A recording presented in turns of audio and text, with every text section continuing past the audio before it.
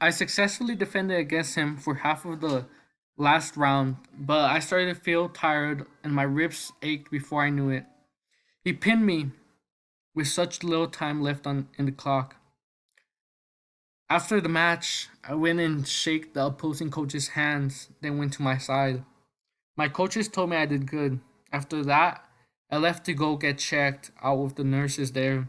They told me I needed to see a doctor. After the tournament was over, the day after, I went to a doctor and they told me I had torn my ribs on both sides. And also, I had fractured slash sprained both my thumb tendons. The new that the news devastated me. So told me that I should probably stop for a couple weeks. During my time off, I became lazy. A part of me was done with wrestling, but another part wanted to continue. After 2 weeks, I came back to practice due to me needing to go back to practice. So when I came back, they made me wear thumb braces on both my hands while I practiced. Everything felt so dull. When I came to practice, my spot was already given to someone else. I was so slow during practice due to the bracelets. I could barely keep up with everyone. After practice, I didn't talk with my friends. I went straight home. The next week of practice was the exact same. I felt so useless while else was doing good. I was falling behind. Eventually, some of the guys who were injured gave coach excuses to ditch. I didn't ditch until another week passed. I started using my injuries as an excuse. Before I knew it, I just stopped showing up to practice after December. My life started becoming what people would consider a normal high school experience. I started to hang out with my friends and my girlfriend more often. I would bump into the guys from wrestling while in school. We would talk, then they would always tell me I should drop by the room, that everyone would be glad. I would tell them excuses that I was trying to get ready for college or that my clubs and activities in reality I didn't want to do I didn't want to do once I was back. I didn't know what to do while I was back. I really started to doubt I could catch up or even get in the group of things due to the season being almost done. It was time for the state competition and I was a little excited for the team.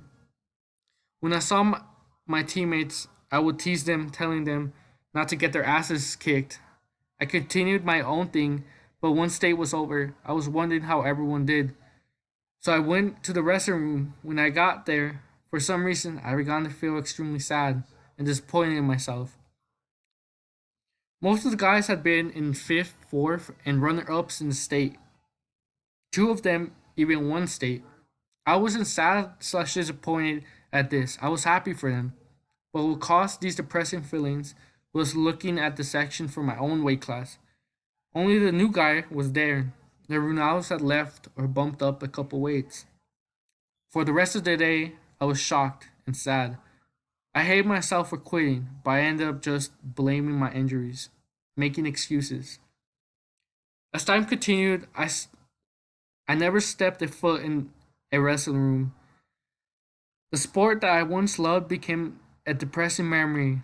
Every time I think of the past, all I see is regret. I would, I would begin blaming others for what happened to me. I resented the guy who injured me, until one day I bumped into him. The hate filled in my heart for this one individual released instantly. I began hitting this person with full force. My mind went blank. When I regained conscious, I was being restrained by multiple officers. As I was being restrained, I wondered where the guy went, but once I looked at the floor, the guy was battered up. The ambulance was showing up while I was being driven away by the police. The guy was dead.